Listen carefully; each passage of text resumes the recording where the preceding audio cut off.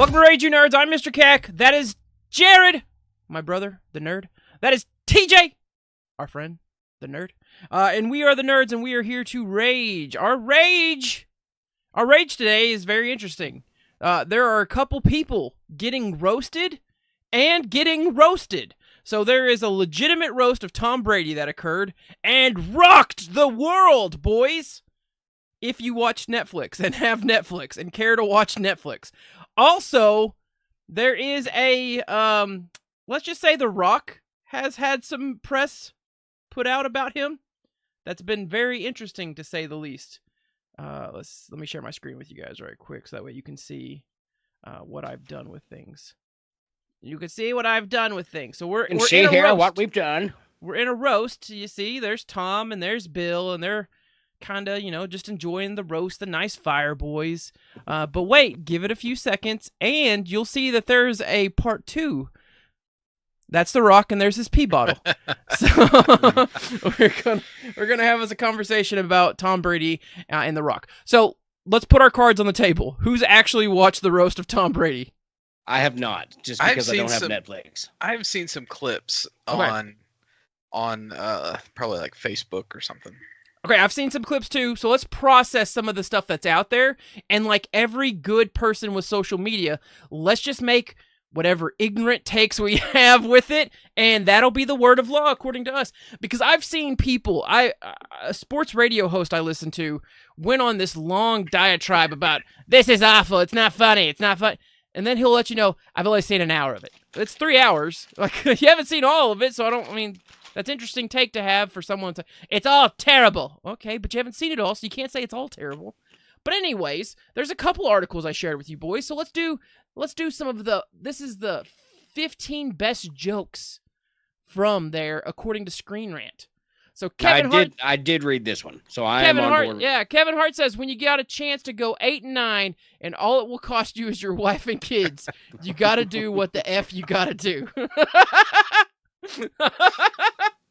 To be fair, though, like Tom Brady was roasting like Kevin Hart pretty hard after that too. So I've heard the biggest complaint about people that want to complain about this is that Kevin Hart basically said "F you" like every 5 seconds. So, okay. Based on what I can tell going over this list, and I know in the email you said something like, is this the new raunchy kind of comedy that we're going to have? And so to me, that's my takeaway from it is like, even with Brady and some other people, it's like, okay, we all know people that say the F word. We say the F word. I try not to do it on the podcast very much, and I try not to do it on the show very much because I never know who's going to be listening, and I want to kind of make sure that everybody can listen to our show without someone's parent coming in and be like, oh, they're using dirty language. And that's me personally. Now, when I talk to you as a person, you might think I was a sailor because I don't have that regard, especially if I know you're not offended by it. If I know you're not offended by it, then I'm not going to bite my tongue. Here's my problem with this is like it. And again, this is a roast. A lot of these jokes are still prepared by someone, but like, this is the way people talk now. It's like, we've entered this new era where there is like not necessarily a filter. And so I could see where like, and personally for me, it's like, a good example is Pulp Fiction or any Jerry Bruckheimer movie from 1990 to 1997, where it was rated R and that Jerry just said, you know what? How many times can we say this word in this movie? Doesn't have to make sense. Let's just say it as much as we can, just for fun. It's like, it gets to me to where it's like, it outwears its welcome, if that makes sense. Yeah. So I think before I pass this over to TJ and read another quote, I think my thing. So a question I pose to the fellow nerds, and you listening can make your own decision on what you feel about this. Is that a lot of coarse language was used? People have described this as being either the counter to the woke PC culture, or the flip side is misogynistic trash, like, because there's making fun of women, there's sexual orientations being targeted, everything under the sun. And so my question was, is it good? Is it good that it does that? Like, is it good that this was uncensored, like, for better or worse, no matter how good the joke was? And yes, it helps that jokes would be good sometimes, right? If it's all just bad jokes and bad taste, then it's just bad. But, like, is this what we need? Because my biggest thing is, I feel like when we entered PC culture back in the early 2000s, going into the 2000s, now we've hit this woke thing, is that this was a counterbalance to everything being, too narrowed or too geared towards one group, right? White people. Let's be open and honest, right? So, that's so PC culture, woke culture has been this sharp, prudish backlash to just the 90s having ripped off a band-aid of, well, we're just South Park, right? This is the counterbalance to South Park, right? The society shifted because things like South Park started to exist and started to grow, and there started to be more of them, and that started to change the culture, and then society was being more open and honest with saying F words and the humor targeting race, gender, ethnicity, like, it didn't matter. And then so society was like, well, that's too harsh. We have to be nicer. So here we're starting to curb that. And then woke is a further. First of all, I hate labeling stuff because I feel like you are dismissive of the notion. I think some of the aspects of why PC culture reigned in was probably under very justifiable and understandable precautions of wanting to try to curb some stuff or be open-ended to some stuff. And I think wokeness is a similar thing, but it's just an extreme. I hate when people censor words. But you can't go completely uncensored in society, right? I don't need to hear jokes about incest or rape or pedophilia. I don't need those jokes. I don't want those jokes. So being the crowd that's like, we have to rip all of it off and it all has to be allowed. Well, no, because you're not going to like what comes out of that. Yeah. I think there has to be reason, but I think we can be a little bit less prude. I know the society likes to take a lot of prudish ways with things. That's why it's taken forever for marijuana just to be looked at.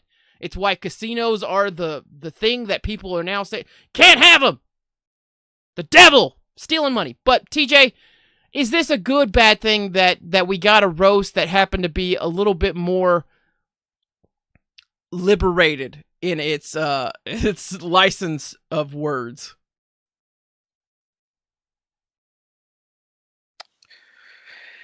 I think we're overthinking this, and I think we're overlooking a lot of things. The fact of the matter is, for the longest time on Comedy Central, there were roasts of nearly anybody and everybody, and some of the shit that's said on there is probably some of the shit that you just, like, True.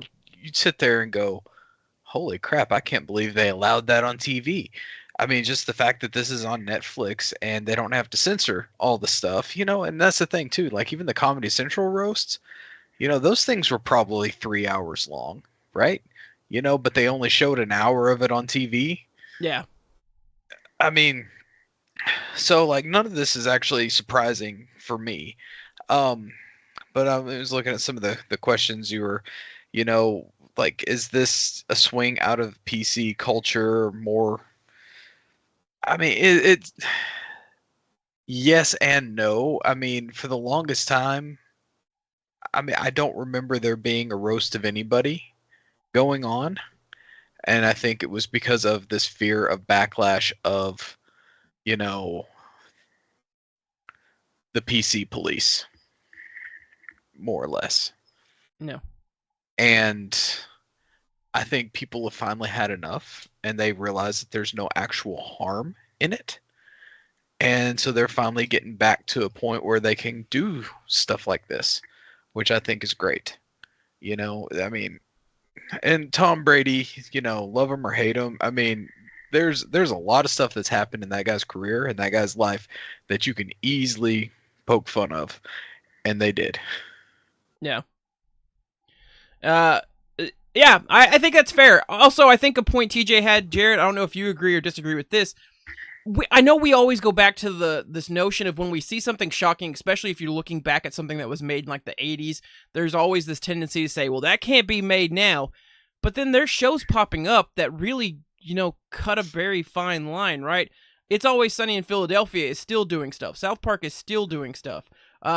Most of the stuff that comes on FX, I think, would fall under a category that if it came on any other channel, you'd say, you can't do that now, but they do, right? One of the very first episodes of the season of It's Always Sunny in Philadelphia was essentially trying to figure out if a person was retarded.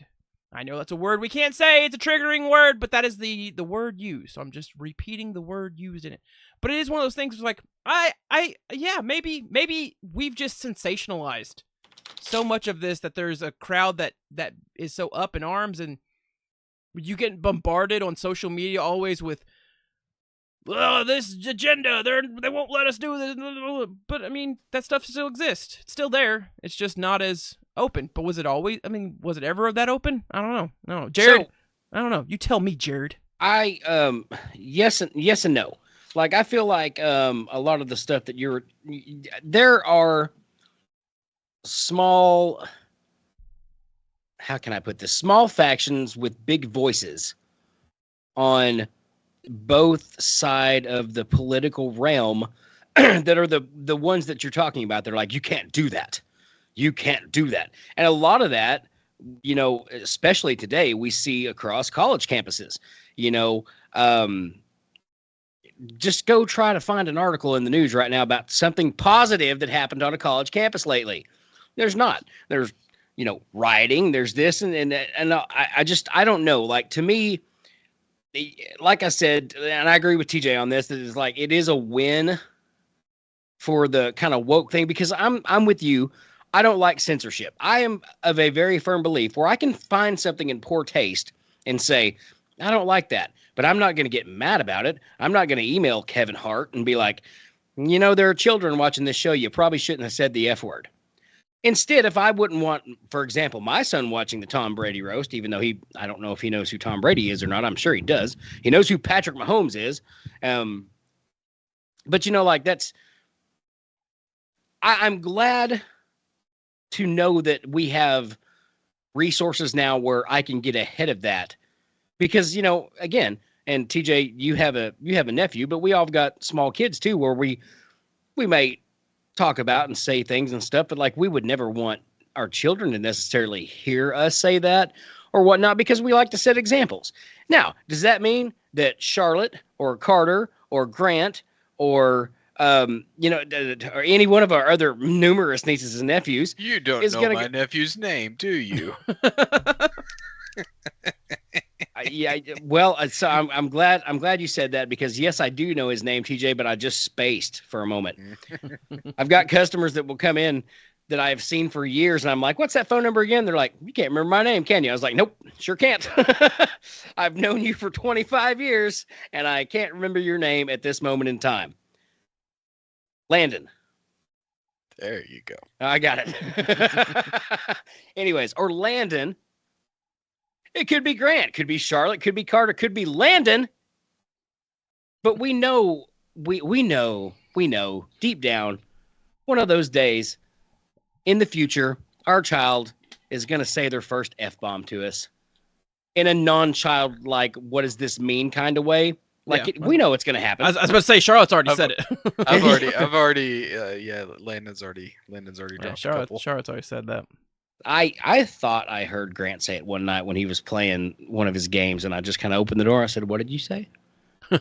I said, and he said he was either a great liar or, he said what he said, But he was like, "I said this," and I was like, "That's close enough. All right, I'll give you that one. I'll give you, but I'll give you that one. I'll give you points for being creative and thinking on your feet. That's a good life skill to have."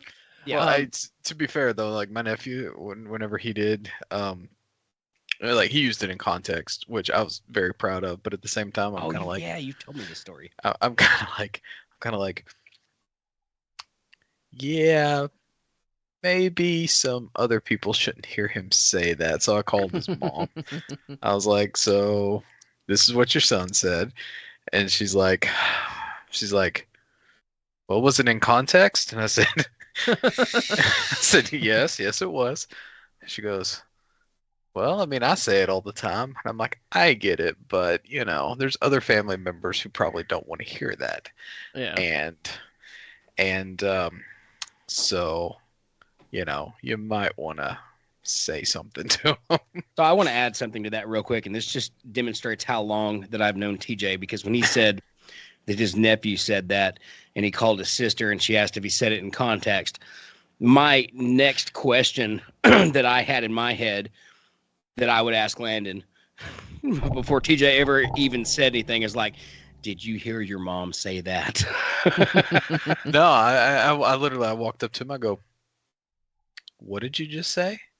He goes, nothing. I said, no, no, no, no, no. We're not going to play this game. What did you just say? Nothing. I was like, no, don't lie to me. What did you just say? He goes, a bad word. I'm like, which one? Oh, so it's a bad word already. Yeah. And he's like, the F one? And I'm like, all right. He's like, are you going to tell? I'm like, damn right I'm going to tell. I'm like, 'cause that's hilarious. No. Oh man, if this was a sitcom, the funny approach to that would have been, "F yeah, I'm gonna tell," like you just say the actual word back. Yeah. I should have. That'd been like the Larry David Curb Your Enthusiasm kind of response. The whole time he's like crying. He's like, I'm gonna get in trouble. And this is like a couple years ago. He's probably 7 at the time. I'm gonna get in trouble. And it's like, probably. And he goes and stands in a corner. I'm like, why are you standing in a corner? I'm like, no one told you to stand in a corner. Just crying in a corner. I'm like, you're a weird kid. So and you know how our conversations go sometimes. Like we get on a subject that we think we're going to talk about, and we end up talking about shit like this, stuff like this, in case there are any children's watching.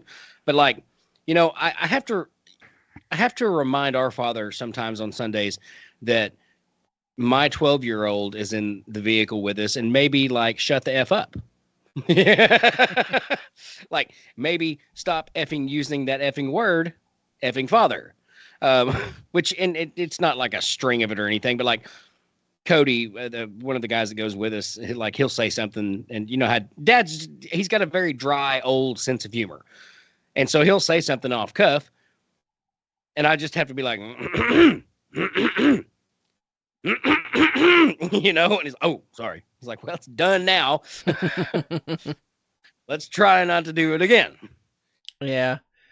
If I'm being honest, though, I hate the fact that I feel like I have to censor language, because I feel like I should feel comfortable saying an F word at any time I so choose.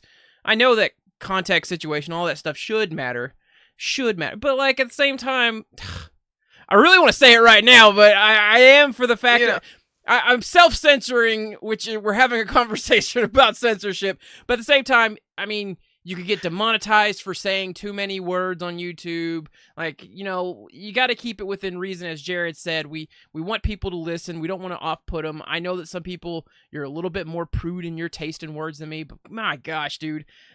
My wife is one of them. My wife does not like cursing. And so she's married to me, and I drop some F-bombs. I drop them. I love them. To be fair, though, to be fair, there is a point where it's too much. Yeah, I agree. Right. Like one here or there is one thing, but like if we're a Quentin Tarantino movie where it's every other word. Yeah. Another word variety that he likes to use in all his films. Then I think that's where it kind of gets too far. But going back to this whole like Tom Brady roast thing, because we got to bring it back. Oh yeah, we were talking about that, weren't we? Well, right quick, TJ, let me give you a quote and let me laugh about it for a little bit.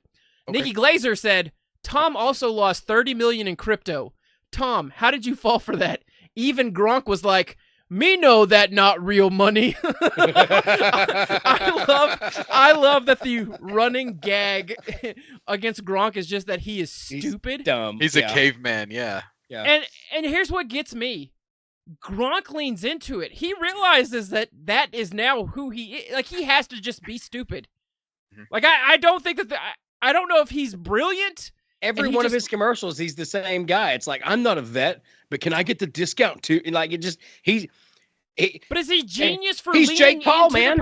I'll put it this way. Is he genius for leaning into the perception, or is he just a bag of rocks? I don't legitimately know. I'll put it this way. He did his, like, the Tide Pod commercials, right? And it was around the time where all those kids were eating Tide Pods.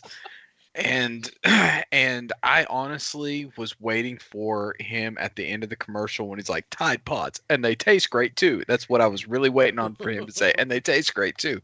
But he didn't. Good for him. But at the same time, that's totally something you can hear him saying. Like, so, I mean, that's just my perception of him. So I think my biggest quote on the list, since we're gonna, since we're talking about this, I think so Peyton's was pretty good, but I think my next favorite one on there, just because it's so contextually like not even there, was Robert Kraft. Number 6, Robert Kraft. In case Vladimir Putin, you're watching, give me my effing ring back. Look, it doesn't have to do with nothing. Yeah, it was an interesting time to try to test socio-political. It's like Robert Kraft showed up and had a few drinks, and he was like, Putin? Can you imagine the post-apocalyptic future history books that are like, and then in the year 2024, Robert Kraft on the roast of Tom Brady elicited World War III.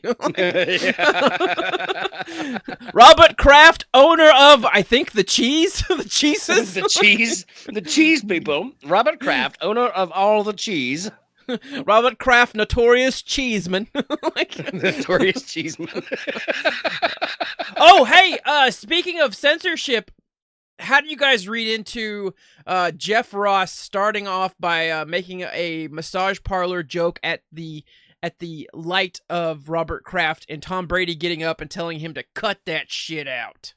Do you think that was a joking cut that shit out, or do you think that was a, hey, if you don't, after this show's over, you may end up like an episode of The Sopranos on a boat and then off a boat? So I'm one of those. Okay, and follow me on this. So we'll get to Peyton's quotes in a second, but I'll just tell you it has to do with Eli Manning and Tom Brady, who we all know Eli Manning has a pretty good track record against Tom Brady, not so much against the rest of the NFL. But I would wonder. I was like, why? Because Eli would have been. I mean, I get it, Peyton and Tom, the icons, but like it's the roast of Tom Brady. Why is Eli Manning not there? Like, I feel, and maybe they asked him. I don't know. I don't know the things behind it, but I think there were some jokes though about Eli. Oh, sure. But would they not be better delivered by Eli himself? They probably would have. That's what because I mean, if you're going to roast Tom Brady, there's no better person on the planet to roast Tom Brady than Eli Manning. Period. Like, I want to say Tom Brady, one of his things where he's like, and F you, Eli Manning, twice. So this may not be fair. This may just be like perception becoming reality. But Eli Manning strikes me both as being as interesting as a plank of wood, while also having the charm of a full-grown man that soiled himself but pretending like he didn't. In a public transportation kind of situation. Like on a bus somewhere, you're like, that guy shit his pants, and he's just like, I didn't. And it's like, no, he did. Like, he did. He knows he did. I don't know why he's that kid in class that's like, that craps himself and then immediately starts to place the blame elsewhere. Like, oh, hey, do y'all smell poop? I was like, no. Like, oh yeah, hey, y'all, you will. Hey, y'all smell the poop in my pants? Who pooped in my pants? I'm upset. Okay. And to be fair to Eli, to be fair to Mr. Manning, Eli Manning is like Tony Romo. It's like you listen to him give an interview and you're like, man, I hate that guy. And the more he goes with the interview, you're like, effing love that guy. I don't know.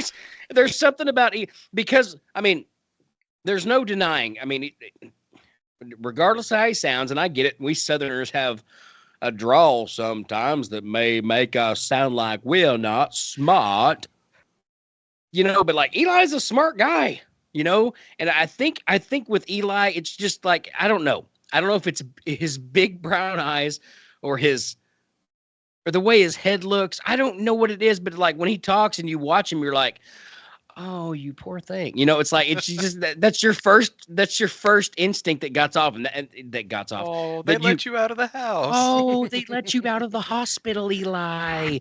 Come with me, Eli. Let's get some chocolate milk. And like I said, I love Eli to death. And Eli could have been invited. Eli is, he still likes to do commercials, but I think he's a little bit more private than Peyton is. And so I think, I could totally see Eli saying, no, I don't want to do that. Just out of respect for Tom Brady. I could honestly absolutely see Eli doing that. And I don't know. Eli Manning, are you watching the show tonight?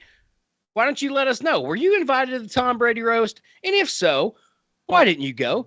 Were you not invited to the Tom Brady roast? And if so, why didn't you raise hell about it? We'd like to know. You don't even Eli have to Manning. say anything.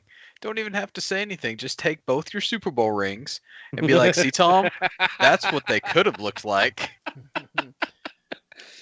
Eli, you don't have to say anything. Just raise up 2 fingers with rings on them. I ain't going to show you which one because I don't want to get demonetized off the $9 that we're making a year on YouTube. Oh, that's generous. Eli, you look like the guy that says, baby Ruth from the Goonies got a glow up. I hate how Eli looks. I'm sure he's a reasonable person, but like, yeah, there's something about his soft pudding-like head that's just like, dear God, how did this abomination survive?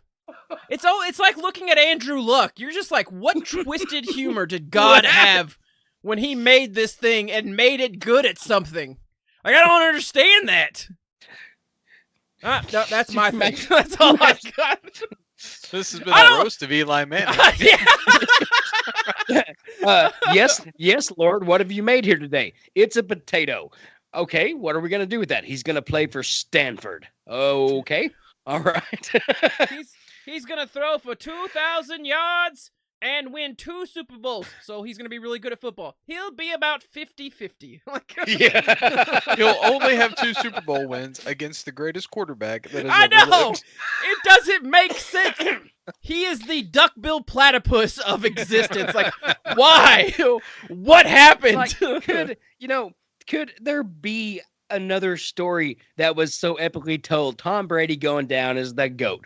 Me and TJ have said, we didn't like Brady on the field, but I even said probably on this show before he retired, it's like, when Tom Brady retires, man, who's our villain? We got to have a villain. Who's our villain? Tom Brady's been our villain. And we said that, I think, for the most part, with the utmost respect for Tom Brady, because there's a lot of times on the field where I didn't like Tom, especially if he's playing the Broncos or anyone. Just like, pretty much anybody. Yeah. But then, like, when you see his interactions or you see his interviews and stuff like that, you're like, okay, he's a dude who works hard, and he probably, like, he's the NFL's Kobe, basically, as far as work ethic goes. I don't think there's anyone better than Tom Brady at his work ethic and what he put into it to get where he's at.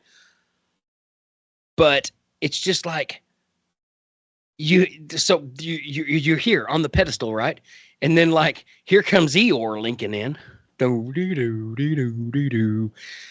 and takes you down twice. Now, you still got plenty of rings, but, like, I feel like in the 2 that it mattered, where it's like Brady's legacy is on the line. Now, okay, the Falcons, that was the Tom Brady show. That was probably his greatest Super Bowl ever, because I feel like in the first 3, I think they won the first 3 by field goals. When Tom got his rings. So that Atlanta game, that's Tom Brady getting to be Tom Brady. But, like, the year that they were expected to win it all went undefeated until then. And here comes a potato. Hello. I'm Eli. I'm going to throw for ungodly amounts of yards tonight on 4th down. And then to do it again a couple years later, which wasn't in, I mean, it was still in dramatic fashion, but it wasn't nowhere near what 2009 was. But like to have that happen twice, that like to the, well, I don't know. It's just like, it's like Dan Marino never winning a championship is what it's like to me. I mean, it is one of those things where it's like, he can, he's the most winning quarterback, most Super Bowl wins, but yet he hasn't beat Eli in the Super Bowl yet, and it never will. So, see, I would have brought Eli in just for that. It's like, you beat everybody in your career, Tom, except me twice. And again, I don't know the circumstances. They could have been like, Eli, you want to come roast Tom? And Eli could very much have been like, no, actually, we're going to the Sizzler that night with the family. We're gonna count my money, and we're gonna count my money and Super Bowl rings. Sorry, can't make it. He strikes me as the kind of person who doesn't put his money in a bank, but just like he dresses down so it doesn't look rich, but then like pulls out wads of cash and he's like 100. 200. Eli looks like someone made a perfect sculpture of Peyton Manning with Play-Doh that also happened to have like carpal tunnel and like Bell palsy. Like something just, it's not even a punchable face. It's like an already been punched face. I don't know what it is, but like Eli just triggers me. Like I immediately hate when he appears. But I mean, it's not like he's unfunny. What if it's just the fact that Eli just didn't want to sit there and be harassed? Because if he was there, granted, people still took shots at him, but he could listen to it at his own time, in his own leisure, in his own comfort, safe space. But like Eli strikes me as a guy that probably didn't want to sit there and have it hammered on him. Not that he wouldn't be able to drop some dope lines. But Eli strikes me as the kind that if they would have offered, hey, we'll play a video of you where you just kind of shit on Tom for a bit, he'd been like, yeah. Or however Eli talks. Okay. Wait, that's Forrest Gump, not Eli. My bad. I like to throw the football. And you wouldn't believe it, but I beat Tom Brady twice in them Super Bowls. I need to see Eli Manning as Forrest Gump. I need to see a Forrest. SNL, if you want to actually be funny for 5 minutes, an upcoming Saturday, make an Eli Manning version of Forrest Gump and have that be the skit. Just like a trailer. Eli actually play the exactly. Forrest Gump. Have Eli do it. That'd be great. Eli. I'd be down. Give me a solo, Cac. Boop. Eli, we're reaching out to you, man. We've got so many good ideas for you. You need to contact us right now. Hit us up in the comments below, Eli, and we'll exchange some contact information. But like, you need to go on SNL and play Forrest Gump. Like, comment, subscribe. Sorry, Eli. I said you like the guy that crapped himself and then wouldn't admit it. But I am saying that probably you should clean up. You should clean up after yourself. Why am I froze? Eli's getting to us. Oh no! Eli's like, I'll show them. So a quote that Jared alluded to from Peyton Manning: one thing that Tom and I definitely have in common is our love of the game of golf. My handicap is a 6.4, while Tom's handicap is blowing leads in the Super Bowl to my brother Eli. It's a good one. It's a good one. It's a good one. Okay, how do you take this, guys? Oh, are you gonna come back in, come back out? Well, no, I had some websites open and I closed it down because I'm still on my screen. I'm still frozen on myself. So I thought I might have been messing with the interwebs too much by reading these quotes. Let's see if we stop doing this and then start sharing again. Are you still frozen? No, I'm not frozen. Can see all the Skypey stuff now, not the Rage Nerd stuff. Oh, which is fine. I'm fine with that view. So Tom Brady said this, and I don't know, is this one of those things where people laugh or they like, is it too soon? But Tom Brady said, I'll always remember where I was that fateful day in September of 2001 when tragically those two Jets slammed into Drew Bledsoe. 1, did Drew Bledsoe deserve that? 2, is it too soon to be making that kind of joke? You know, TJ, you got anything on this? No, you go for it. Okay, so one of the things I was going to say, and this goes back to us talking about censorship. Granted, I'm not a fan of censorship, but I am also a fan of tact. And we're 23 years removed from it, but like, I don't know, man. It's still too soon for me. And I think that was because of the time that it happened and how old I was when it happened. Yeah. And how much it still hits me. And I'm not going to say, because I worked with a guy when I was at Lowe's, like I won't say his name. But TJ, I think you've met him once before. And I know my boss, they went to high school together. Like, this guy is like the king of inappropriate, you're going to hell jokes. And so he's laid some zingers on me before, and I'm like, and that's what that one was to me. I was like, oh boy, man.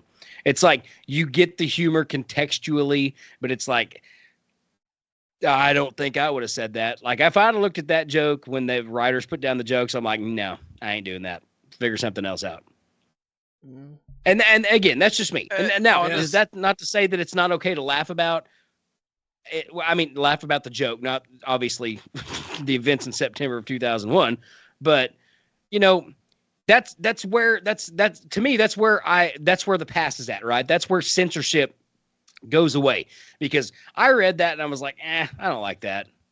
But am I going to email Tom Brady? Am I going to call Netflix and be like, you sons of bitches, you shouldn't let him say, no, because that's creative. Regardless of what you want to think about it, it's creative. That's a creative joke with a great punchline, by the way. I'm giving it credit for what it is. Is it for me? Not really. And that's kind of where I'm at on it. It happened. It's over. It's done with. And they could have just done it too. It's like, let's get people talking now. And because they knew a lot of people, some people was just going to fly right over their heads. Some people was going to hit like it hit me and was like, I don't know if I'd have said that or not. And some people were going to find it hilarious.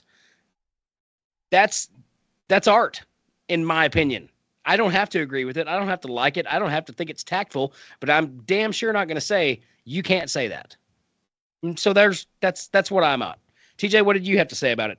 You Nazi? No. Yeah, can y'all hear me? Calling people that on the interwebs. I'm sorry. You former German soldier who even made the same thing. Crazy. The fact of the matter is, it's a joke, right? It's the setup led you to believe it was going to be something else. The punchline was really funny. Not even about 9/11. Exactly. That's the thing. It's a joke. It's the setup makes you think it's going one way, then the punchline hits, and you're like, oh damn! And it's not so much of a oh my god, that's hilarious. It's more of a oh damn kind of joke. So like he went there. Yeah. So it was fine. It was a fun joke. All right. So you boys think that's fine, but what about these two additional quotes from Nikki Glazer? Nikki says, Tom Brady, 5-time Super Bowl MVP, most career wins, most career touchdowns. You have 7 rings. Well, 8 now that Giselle gave hers back. So that's a roast part. Oh, I'm sorry. I got one more. This one takes it up a notch. The only thing dumber than saying yes to this roast was when you said, hey babe, you should try jujitsu. How much must that suck to know that your ex-wife's new boyfriend can beat your ass while eating hers? So I'm actually, I feel like the second one was a little bit more of the raunchy style. Like you could I feel like they're both you could get away with, but like the raunchiness of the second one, it's kind of like, why? Yes, okay. it's a joke. Let's go there. But like the first one, I feel like is totally on limits. Like there's no way Tom. I mean, he may not know what the jokes are going to be, but there's no way Tom went into this not knowing that people were going to say some messed up stuff about him. And I think Tom's got enough of a sense of humor where he was like, all right, let's see what happens. And they were all drinking. So that helps a little bit. They're like, take another shot. Why? I don't really drink alcohol. It's like, well, you do tonight, Tom. You do tonight, because I'm going to say some things about your mother here in a minute that normally would make you mad, but you're just going to laugh it off tonight. Here, take this pill while you're at it. Don't take pills, kids. But no, I feel like the first joke lands. I feel like that's on the table. And the second joke's on the table too. It's just like, ugh. It's like, why do we have to go there? You know, it's like, wait, there's another joke that could be made that is 10 times funnier without going there. Again, is it a funny joke? Sure. But it's like, would I immediately turn off the television if me and Grant were watching that and then be like, okay, we're done? You know, yes. And well, actually, in fairness, if me and Grant are watching anything and Nikki Glazer comes on, I'm like, well, we're done. Let's go watch SpongeBob. So there were some people that didn't land with their performances. I mean, there was a lot of jokes that didn't land.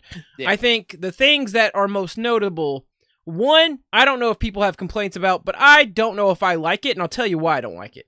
But Jeff Ross came out wearing a O.J. Simpson-inspired jersey. OJ's number, and on the back it had Roche J. Simpson. And then he rips it off or whatever and goes to his thing.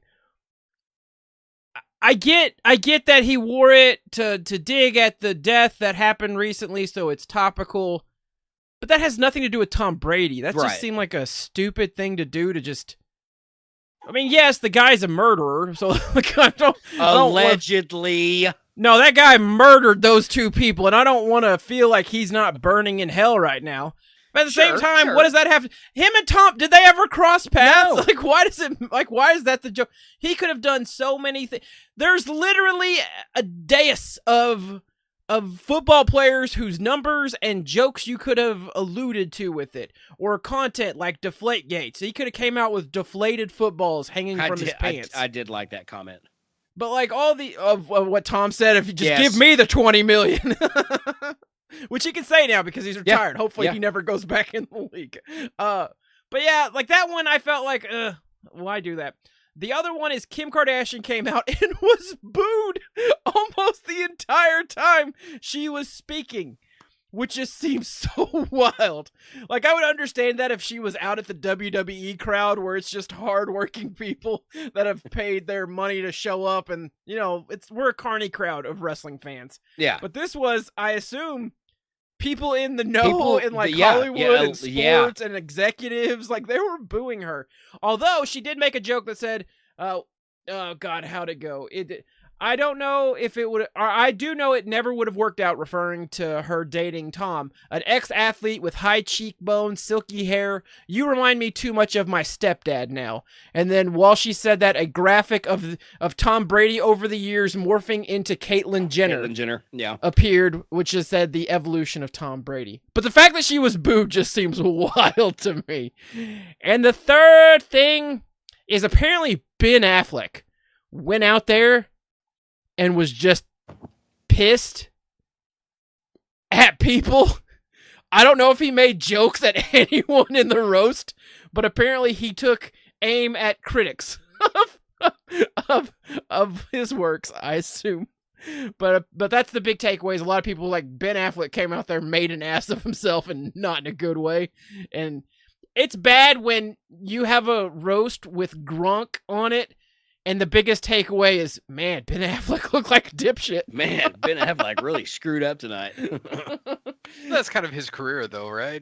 Yeah. It's like, oh, everyone loves Ben Affleck. Then it's like, ooh, everyone hates Ben Affleck. Then he takes a step back. Then it's like, oh, everyone loves Ben Affleck because he comes back and does something different, and then does something like this, and everyone's like, ooh, that Ben Affleck.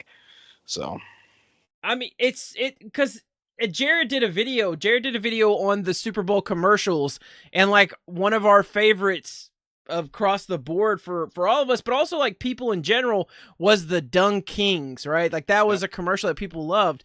and Ben Affleck was a big part of Dung King, Pung King, Skurus. like all of that's fun. So he goes from that. He has our sympathy and our love. And then he comes out, and I don't know if he's back on the sauce. I know that he's battling his demons or whatever. He's back with Jennifer Lopez, so now he's got those demons back again. I learned from South Park that her kisses may taste like tacos, but that's Jennifer Lopez, not Jennifer Lopez.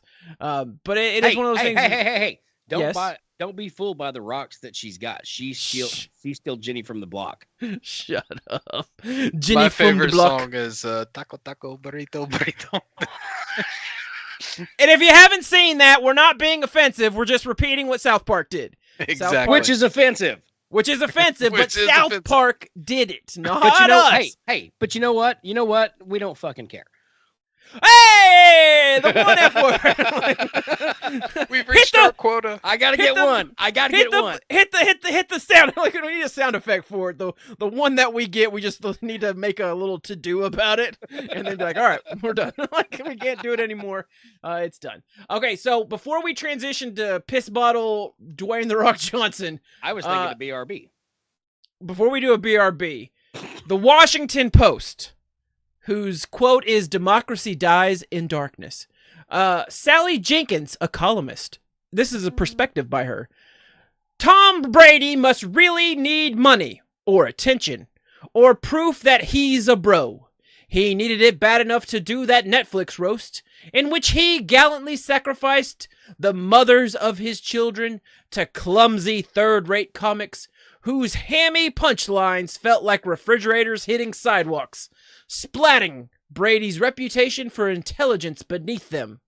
By the time the 3-hour Vulgarian parade was over, not Bulgarian, Vulgarian. There were two conclusions. Football players can't do funny, only coarse. And Brady wasn't the one who got roasted. He stuck his X's with the tab. So one thing I will say about WAPO is that, Brady can't do funny. WAPO can't do good. How about that? Like nothing that comes from them. I don't know where I'm calling out WAPO. I'm calling out WAPO right now.